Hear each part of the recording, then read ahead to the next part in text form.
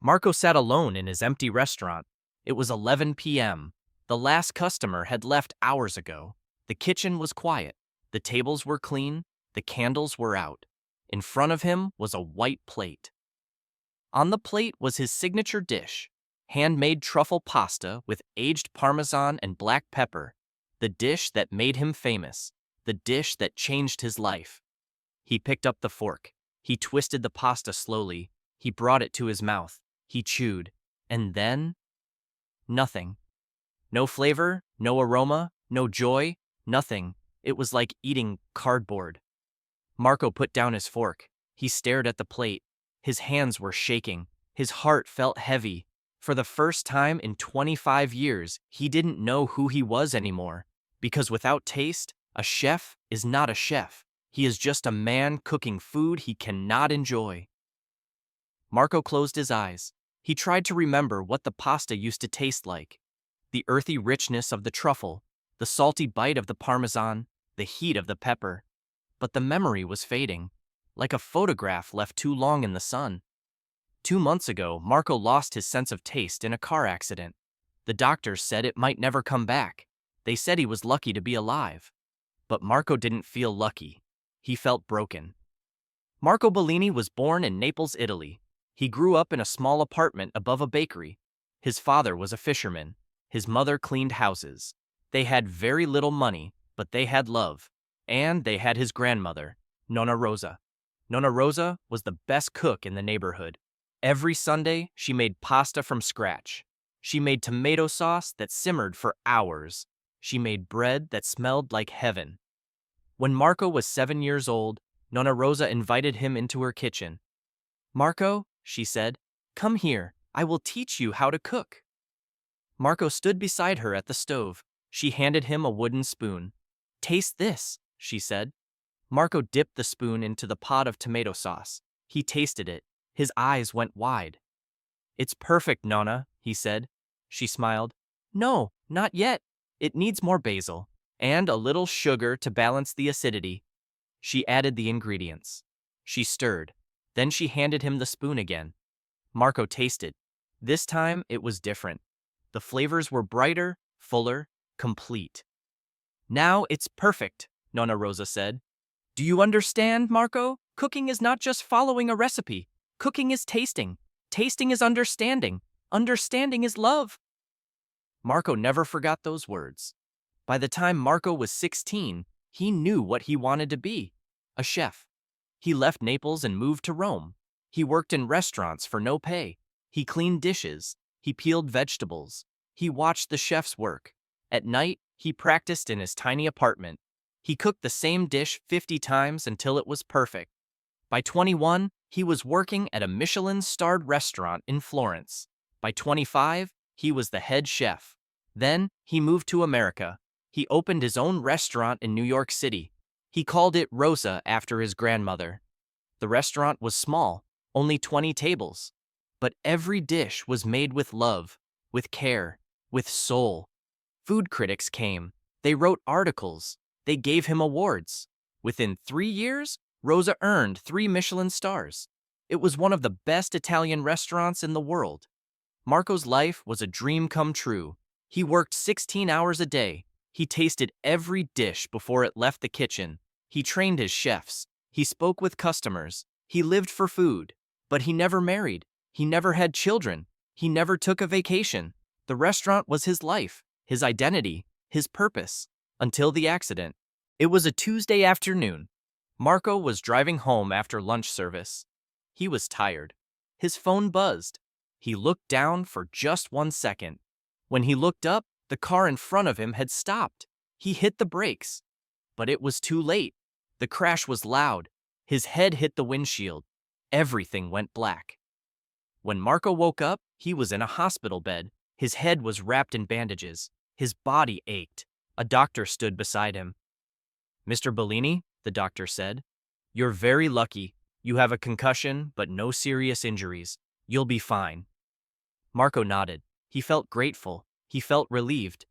But the next day, when they brought him food, something was wrong. The soup had no flavor. The bread tasted like nothing. The orange juice was like water. Marco called the nurse. "This food," he said. "Something is wrong with it." The nurse frowned. "Sir, this is the same food everyone eats. It's fine." Marco insisted. They brought him different food, but it was the same. No taste, no flavor. The doctor came back. He ran tests. He examined Marco's head. Finally, he sat down and spoke. "Mr. Bellini, you've experienced trauma to your olfactory nerve, the nerve that controls your sense of smell. And because smell and taste are connected, you've lost your ability to taste food." Marco stared at him. "Will it come back?" The doctor paused. "Maybe. In some cases, it returns after a few months. In other cases, it doesn't." Marco's world collapsed in that moment. Marco returned to his restaurant 2 weeks later. His staff was happy to see him. They hugged him. They asked if he was okay. "I'm fine," Marco lied. He went into the kitchen. He put on his chef's coat. He stood at his station. His sous chef, Carlos, brought him a plate. "Chef, taste this. I made your truffle pasta. Tell me if it's right." Marco looked at the plate. His heart sank, but he couldn't tell the truth. Not yet. He took a bite. He chewed. He pretended to think. "It's good, Carlos," he said, "but add a little more parmesan." Carlos nodded and walked away. Marco stood there, trembling. From that day forward, Marco cooked from memory. He followed the recipes he had perfected over 25 years. He relied on texture, temperature, and appearance. But he could not taste anything.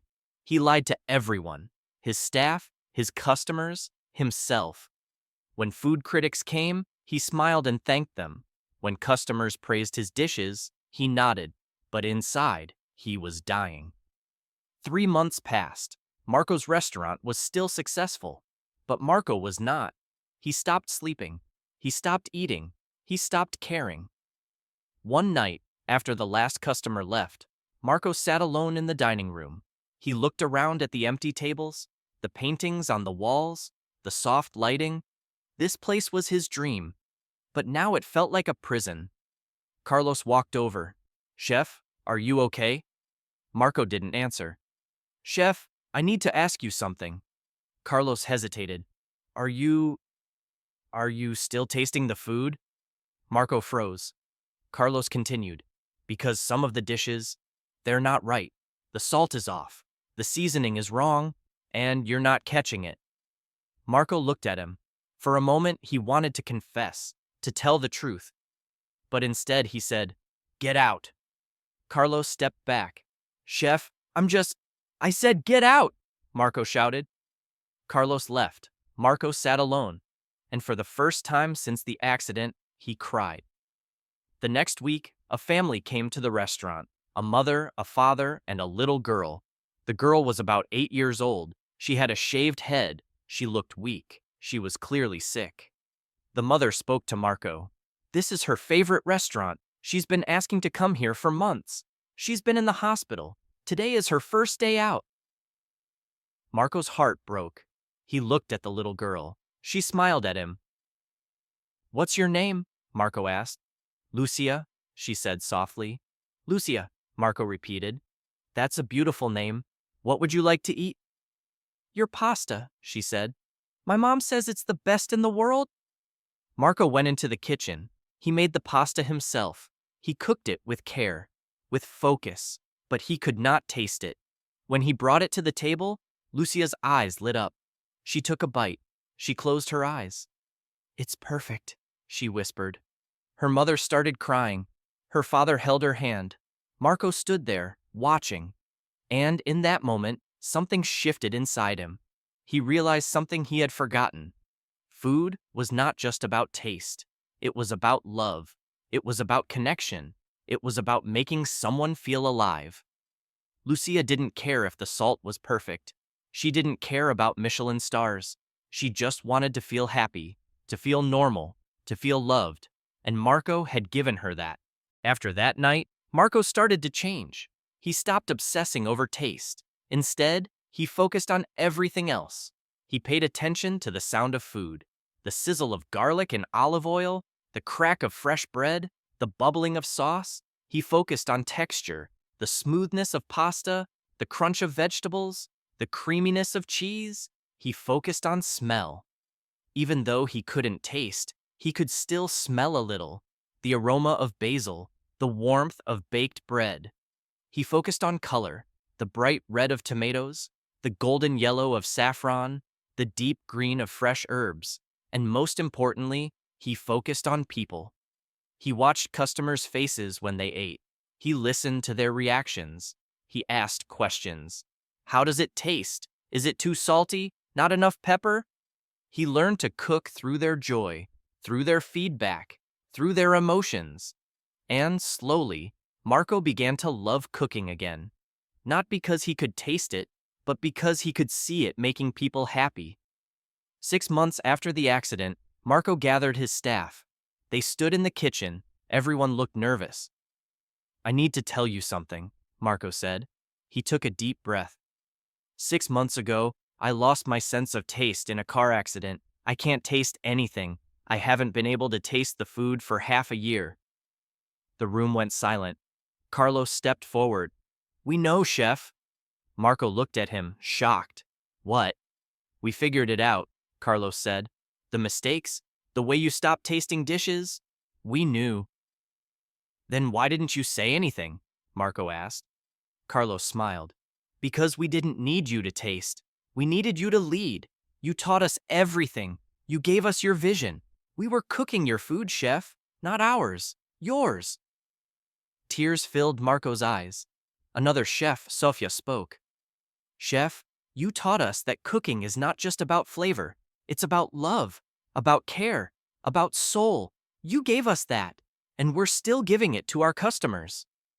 Marco looked around at his team. These people had stayed loyal. They had covered for him.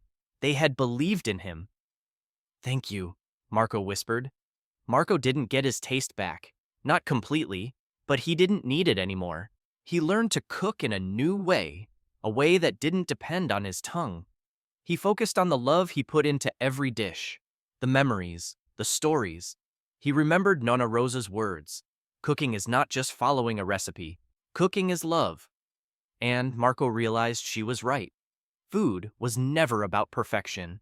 It was about connection.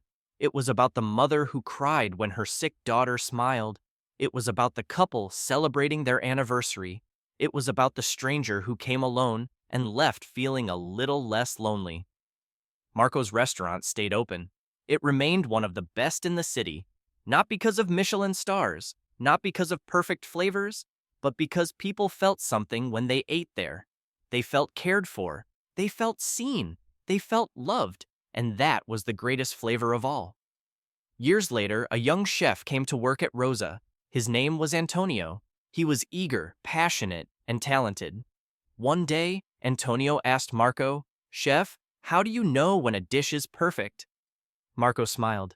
He thought of Nonna Rosa. He thought of Lucia. He thought of all the people he had fed over the years. A dish is perfect, Marco said, when it makes someone feel something, not just in their mouth, but in their heart. Antonio nodded, though he didn't fully understand yet. But one day, he would. Because cooking was never just about taste. It was about love. And love, Marco had learned, was something you didn't need taste buds to feel.